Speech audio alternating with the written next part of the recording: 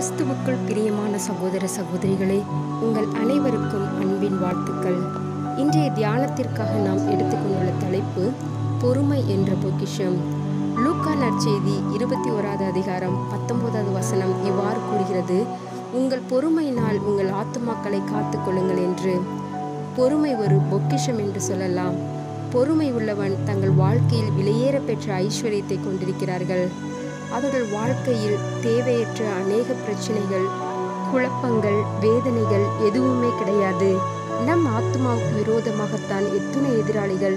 அதில் முக்கியமான ஒன்று பொறுமையின்மை. நல்ல அமைதியான அநேக நன்மைகளை அது கெடுத்து விடுகிறது. நம் வாழ்க்கையில் பொறுமையின்மையினால் எத்தனை முறை அவ்விதம் பாதிப்பை உண்டாக்கிறது என்பதை யோசித்து பார்ப்போம். அது நம் ஆத்மாவின் சமாதானத்தையும் அதோடு நின்றுவிடாதபடி மற்றொடைய சமாதானத்தையும் அது கெடுத்து விடுகிறது.